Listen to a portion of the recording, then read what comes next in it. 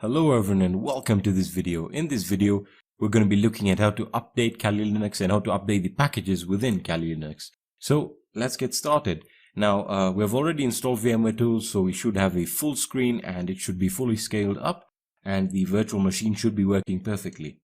Right, so now with Kali Linux, there are different types of updating processes or ways you can update the packages or the distribution itself. And everything can be done from the terminal relatively easily. All right. So if I just open up the terminal and let me just zoom in here so we can see what's going on. Now, to update the local package index, all right, with the latest, changes made to the repositories. So this is essentially how to update the repository list and get all the latest versions of the packages that can currently be updated. All right. So to do this, we just hit apt. All right, so make sure you're in root, otherwise you would have to use sudo apt get. All right, so sudo apt get update. All right, so it's really very simple. That's the syntax, and just hit enter and it's going to start working and connecting and getting the latest repositories, and obviously from that it's going to index the latest packages, but it will not install them for you. To upgrade the packages, I'm going to show you the other command that you can use. All right, so let this complete. Again, depending on the frequency in which you update, it could take longer to update because the package size could be larger, or again, depending on the speed of your internet, it could do it really quickly or take some time.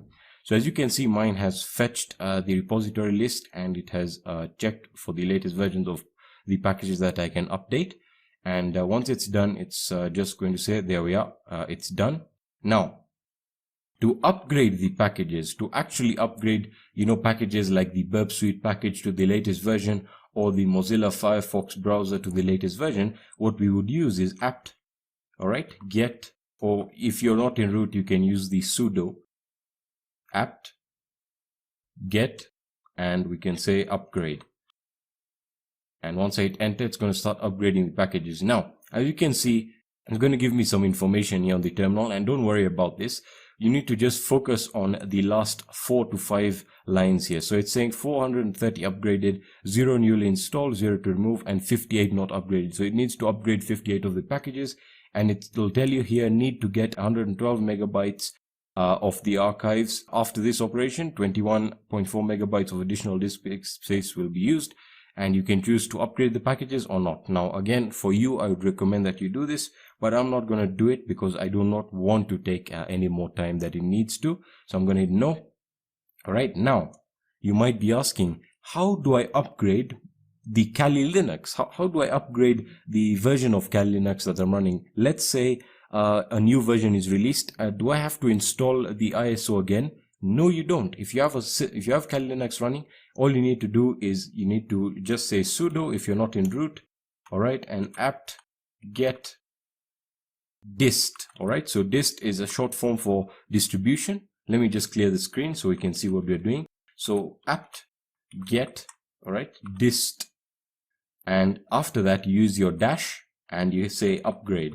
All right, so it's really very simple. So I'm doing this in root, so I don't have to use the sudo, or I don't have to enter root to do this. So it will understand what I mean, and it'll obviously grant me the privileges that I need to do this. And once I hit enter, it's going to get all the packages, and there we are. Again, it's going to tell you 488 upgraded, 33 newly installed, 5 to remove, and 0 not upgraded. Need to get 138 megabytes, and after this operation 312 megabytes of additional disk space will be used. So essentially it's upgrading the entire distribution to the latest version if available. What do I mean by this? If you're running the latest version, then you're probably not going to get any updates to be made, and you know that you're running the latest version, but it's always good to be running on the latest version. But again, I'm just going to hit no, and I'm going to update it later because I don't want to take your time. And for you, just hit yes if there are any packages that need to be updated. As you can see, the size may vary depending on how old a version you're running. So yeah, just hit a yes or no depending on what you want to do. Again, I would recommend that you hit yes, and there we are. And once you're done, you are pretty much good to go with Kali Linux. And yeah, that's going to be it for this video. In the next video, we'll be looking at how to set up and configure proxy chains for anonymity. All right, so I'll be seeing you in the next video.